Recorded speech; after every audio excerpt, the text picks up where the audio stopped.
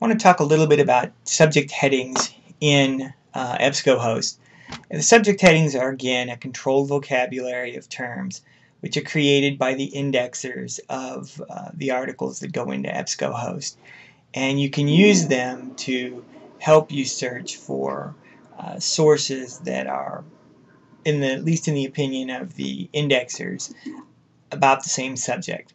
Now up here, way on the top toolbar, you'll see a subject drop-down menu, and you can choose either Academic Search Premier or Masterfile Premier. We'll go ahead and choose Academic Search Premier.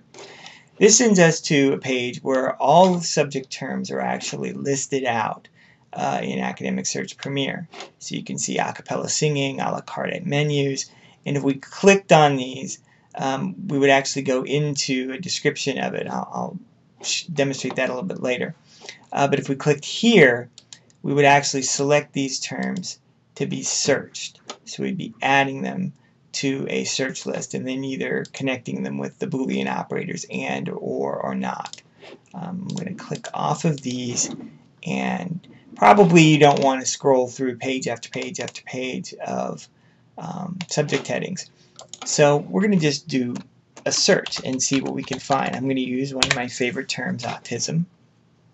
I'm just going to browse using terms begin with, but you can also search by terms containing autism or by relevancy ranked, but this is the basic search and it works pretty well. And then you get autism, and autism in adolescents, autism in children. Essentially the list just keeps going down with more things about autism. And if I click on the hot link here, it takes me into a bit better description or more terms. So what I see here is broader terms, developmental disabilities, diseases, narrower terms, Asperger's syndrome, autism in adolescents, autism in children, a related term, hyperlexia, and also the term autism is used for autistic disorder.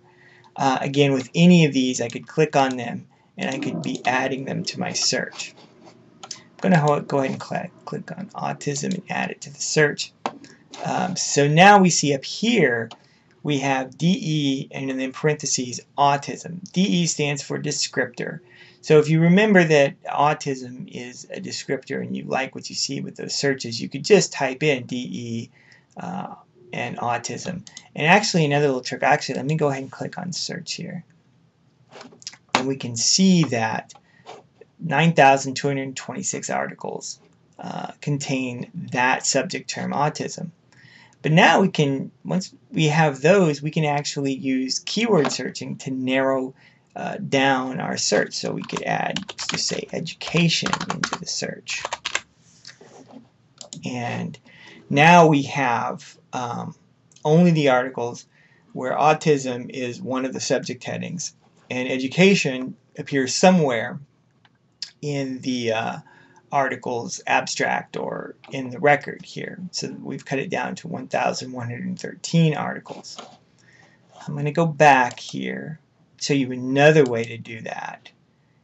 We have autism up here, but let's say we want to do autism, add that, and let's go back here. Whoops. Back to the list, I should say.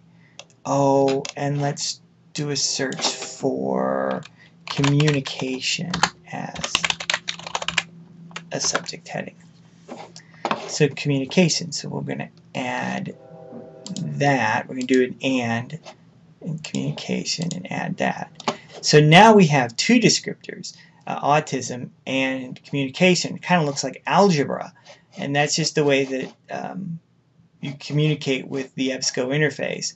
Luckily, all of these click boxes do it for you, so we'll search that. Now we only have the articles where autism and communication both appear in the subject terms, and that's only 129 articles. So subject headings really allow you to narrow down your search and narrow down the hits that you're getting when you do a search.